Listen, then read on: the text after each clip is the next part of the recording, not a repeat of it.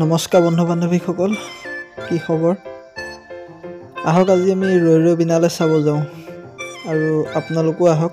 তাৰ আগতে অকণ পেটটো ভৰাই ল'লোঁ, ভোক লাগি আছিলে। এতিয়া যিহেতু জুবিন দা ফিল্ম চাব যাম, গতিকে আহকচোন। বহুত এক্সাইটেড হৈ আছোঁ কাৰণ ফিল্মখন আমি চোৱা নাই এতিয়াও। আজি আপোনাৰ 17 তাৰিখ হ'ল।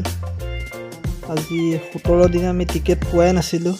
টিকেটৰ অলপ আমাৰ ইয়াত বেছি প্ৰব্লেম হৈ আছে কাৰণ বৰ্তমান ইয়াতে 2টা হল চলি আছে। আৰু চিনেমাখন আপোনালোকে চালে নাই কমেণ্ট কৰি জনাব। আমি বৰ্তমান চাম আজি। এতিয়া আমি হলটো পাই গ'লোহি আৰু আমি গাড়ীত থৈ এনেকৈ সোমাই আহিলোঁ। সোমাই গৈ আমি টিকেটটো লৈ ল'ম। টিকেটটো লৈ আপোনাৰ হলৰ ভিতৰত সোমাম।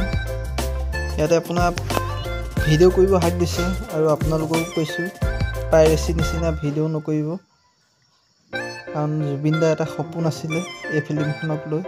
গতিকে গোটেই অসমৰ ৰাইজে হলতে গৈ চিনেমাখন চালে ভাল হ'ব। গতিকে পাইৰেচি নকৰিব, ধুনীয়াকৈ চাওক আৰু আনকো চাবলৈ দিয়ক। আৰু আজি হলটোত ফিল্মখন চাই ধুনীয়া লাগিল, বহুত শান্তিপূৰ্ণ পৰিৱেশত গ'ল। গতিকে আপোনালোকে আহক, চাওক। সকলোৱে ভিডিঅ' নকৰিব খালি।